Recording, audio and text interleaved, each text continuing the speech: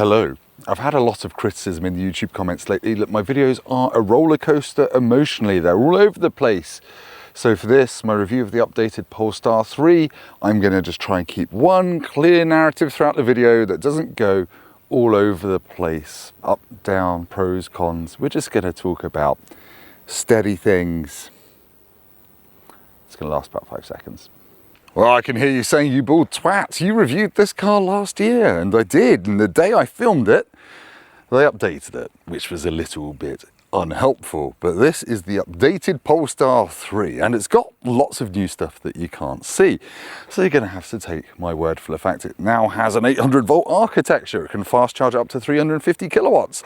It has more power. It has faster NVIDIA processing in the central computery thing, so it can process data from the millions of sensors more quickly. So lots of new stuff, a new color.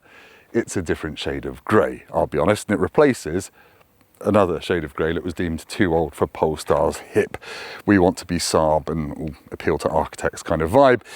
So yes, it's all new, it's all good. Apart from it's now more expensive. Obviously, it's got quite a bit more expensive. They do give you more kit as standard, but realistically, you're looking at about £84,000 for a dual motor version like this. This one with options is £90,000. No, it's got more expensive, but hooray! They're giving you 10 grand off on the Polestar website at the moment. We're doing that already, aren't we? But yeah, they're already knocking 10 grand off these, which doesn't fill you with confidence, especially if you bought one at full price. But anyway, let's grab the camera, let's take a look around it, and I'll show you what's new, what's old, and still, why it's actually quite a good luxury electric SUV thing, but different to how it was before. Well, I still think the Polestar 3 is one of Polestar's best looking cars. It doesn't have that weird swoopy coupe, no rear window thing of the Polestar 4. It's a proper sensible boxy family SUV, but with some style. I like the headlights. These are the upgraded HD LED headlights. They're about 1,600 quid. They can block out oncoming cars. These are the optional 2 grand 22-inch forged polished alloy wheels, and they do look rather smart, especially with the gold valve caps that Polestar does. Not going to steal them, not going to steal them. But yeah, I think it looks pretty cool. We've also got a 32-litre frunk under there, so you can store your charging cables and not take up precious boot space. But what do you reckon from here, sitting on my throne of rectal dust? I quite like it. It's still a big old beast at 4.9 meters long. It weighs 2.6 tons. We're going to attempt to do walk by flap chat. You can now fast charge this, as I said in the intro, up to 350 kilowatts, so 10 to 80% takes 22 minutes. I haven't managed to use it on a 350 kilowatt charger, but I did do this on a 160 kilowatt charger. Can I get 150? Can I get 160? We've got 160. It's a cool looking thing though, isn't it? The alloys are so shiny. I've just cleaned it because it was covered in dust from the Duxford Air Show. Oh, hello, hello. You see my legs? Okay, I've just gone from about 25% to 73% on a 150 kilowatt charger. And look at that. It's easily maintained 150 kilowatts until it's got to 70%. And then it's dropped to about 125 kilowatts. That's a pretty good charging curve. Anyway, rest of the review, let's go. And this dual motor has a 106 kilowatt hour battery that is good for a theoretical 394 miles of range. If you get the single motor, you get a smaller 92 kilowatt hour battery that's said to be good for 360 miles of driving range. Now around the back, we have got, as I said, quite a small window, quite a boxy bluff back end. Got a 360 camera on all of these, and it's really good. You can swoop around it and it makes the car much easier to drive than you might imagine given the size. The boot, it's 484 litres, so things have happened since I had this car last year. Sorry, I didn't throw that, that's definitely still safe to use. The Mercedes GLC and BMW iX3 have come out. Now they undercut this car by about 20 grand on list price, which is why I think Polestar's discounting this. They have bigger boots, they're over 500 litres, and they've got similar or more range than this. So Polestar's having to kind of do things to this to try and stay relevant. But you've got loads of boot space under there, that folds out the way so you can chuck loads of things under the boot floor. You've got the buttons to raise and lower the air suspension, which is fitted to this one. You can't get it on the rear motor, but you can get it on the dual motor. And it has got a towing hitch, which lets you tow 2.2 tons, which again is slightly less than the new electric Mercedes GLC, but it's quite a nice shiny knob, and it comes out fully erect. You don't have to use your hands to get it up. But yeah, it's a useful boot, but its rivals from Germany are slightly outdoing this in terms of practicality and driving range now. If you ignore all of my camera crap in that corner, I have to say the Polestar 3 does really feel very luxurious, especially this one, because it's got 3,900 pounds of Bridge of Weir responsibly sourced. We said hello to the cows before killing them leather, which feels nice. You've got massage seats, they're cooled and heated as well. It just smells really nice in here, and part of that pack includes wood trim across the dashboard, so it smells and looks very nice. You've got this flat bottom steering wheel with blank buttons on it. You rest your fingers on those 4 little squares and it shows you on the screen what it will do when you press it. So it's actually easier to use than you might think. I like the screen here. It can show you your maps. It's very clear. The head-up display I'll talk about when we're driving, but that does something special that many other cars don't quite manage. Big, almost 15-inch screen here. This has got a new processor, as I said at the start, so it is just very responsive, very nice, easy to use. Adjusting some of the car settings is a little bit buried, but you've always got always-on aircon controls down there, and to open the glove box you have to press a button, and to adjust the door mirrors and the steering wheel you have to press a button. Bit Tesla, don't like that. And then you can go to settings and change your drive modes and how you want the suspension to feel and how wobbly you want your camera work to be. The glove box is an okay size. It does open quite slowly, so you're going to press that button and yank it down. You've got one of the tweeters for the Bowers & Wilkins sound system. I think that's standard on these now, or it's part of the Prime pack, which most of them have. I'll double check that, but it's got 25 speakers and it's got 1600 watts. It is really, really good. Very good, very nice. I hate the word nice, I hate the word good, but it's bloody brilliant. Polestar logo in there, which makes me feel like planes are constantly flying over my head. It's a nice interior, it's practical, it's got decent storage, it's got a wireless charger there, a big black hole there. All my house keys are in there. My only real kind of negative is that this is all kind of piano black plastic, which is already covered in dust, fingerprints and scratches, and that somewhat undoes the wonderful ambience set by all of the nice leather in here. So that is a little bit of a shame. Oh, and there's one other thing I don't like. You've only got one set of window switches, like in a Volkswagen ID3. You press a button in the middle and it activates the rear windows. Just give us 4 window switches. It really can't save you all that much money, Polestar, but wait, maybe at the moment you need to save every penny you can. As you'd expect for a car that's physically longer than the list of FIFA corruption scandals, there's loads of leg room for 2 adult passengers. I am 6'3", that's in my driving position. Loads of knee room. Foot room, a little bit tight. Headroom is fine, even with the massive goes over your head panoramic sunroof, which doesn't open, but it's there, it's lovely. I don't feel that comfortable in the back though. Despite having all that space, my legs don't feel that supported, my feet feel a bit too high. That said, flat floor, wide middle seats, actually usable by adults. You've got 2 USB-Cs there, heated outer rear seats, and an uppy downy temperature control, which looks quite cheap, I have to say. It's a little inset LED display. In here, you've got a nice perforated leather armrest, and you've got cup holders there. It is comfy, it is roomy, but it's just ergonomically, it doesn't quite work for me. Big door pockets. The iCivic's covers are those crappy little plastic ones that you're going to pop off and lose, which is a bit of a shame. But hey, at least you've got this laser-etched Bowers & Wilkins grille back here.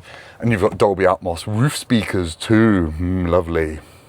But I know what you're thinking. Is the updated Polestar 3 a complete roller coaster to drive? Well, yes, no. It's got its positives, it's got its negatives. Some of the negatives are new for this updated model, but just to start from the top, it's a very easygoing car to drive. It's big, it is wide, and the front end does feel quite hidden and tucked away in front of you, quite far in front of you. But you've got such a good 360-degree camera that it's kind of not really an issue. You can pan and swoop around using your fingers on the big screen to see the car from the outside, so you know if you're going to crash into a parking post or a child. So yes, it is very easy to drive. The mirror is nice and big. The view out the back's not too bad considering that the rear window is reasonably small, and it is really hushed in here. Like on the motorway, did about 200 miles of motorway last weekend to the Duxford Air Show with my entire family, and it was so relaxing, even with my children in the car. And you've got the active noise cancellation in the speakers doing its thing. You don't really notice it, but at 70 miles an hour you can have a very quiet conversation or blow your eardrums out. using the Bowers & Wilkins sound system. That bit's important because it is a phenomenal sound system, really bassy, really clear, really crisp, and there's an Abbey Road setting which makes you feel like you're in Paul McCartney's Ring piece or something like that. It's just lovely, right? You know, I'm waffling because I'm clearly stuck at this roundabout. Oh, on your Harley Davidson, you could do more than 5 miles now around there. Goodness, the whole world has come to Dorking. But now the thing that isn't as good as it used to be, if I boot it away from this roundabout, it kind of accelerates quite fast, but it doesn't do what the pre-update car did. See, that had a clutch on the back axle that could distribute the electric motor's torque to one of the back wheels or the other, so it felt very rear-wheel drive. It felt very nimble. When you got in the power out of a corner, you were pushed and your line tightened up, and it was pretty much the most engaging electric car to drive this side of an Ioniq 5N. This doesn't have it anymore.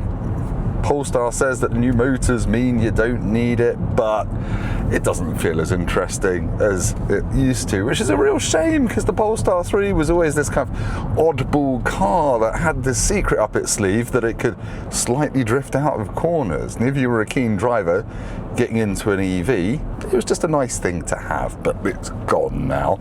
Still, it is nice to drive. They've softened off the front suspension slightly for this update to make it turn in a bit more keenly. They've recalibrated the steering. It still feels good, still feels entertaining to drive, just not as good as it was before.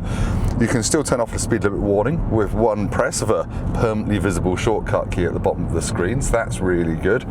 And there are some settings for adjusting the suspension firmness even, and the steering weight in there, but I would just leave them be, to be honest. The suspension around town is already a little bit on the firm side at times, so you don't need it any firmer.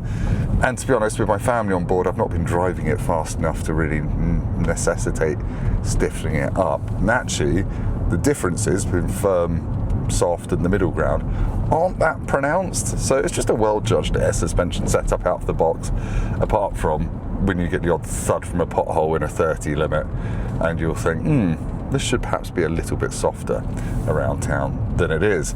Performance. We should talk about performance because all of the Polestar 3s have got more power for this update, some of them significantly more. So this dual motor is up to about 540 horsepower now from, I think it was about 460 before. So 0 to 62 takes 4.6 seconds. Yeah, it's really fast, and then you have to slow down a lot because it's really heavy. If you get the performance model, power's up to 680 horsepower, and 0 to 62 is under 4 seconds. So that's super fast. And the rear motor has gone up 30 horsepower as well. So you've got more power for this update as well. But I would argue it's probably faster than it needs to be. I don't know if Polestar is trying to be a performance brand, or if they're trying to be a wafty brand, or if they're trying to do both, if they're trying to be an electric Bentley. But it's a nice car to drive. It is relaxing. It's crazy fast when you want it to be, but most of the time you don't really want it to be. You just want to chill out with your cooled massage seat on, with your tunes on the motorway. And just to wrap this driving bit up, efficiency.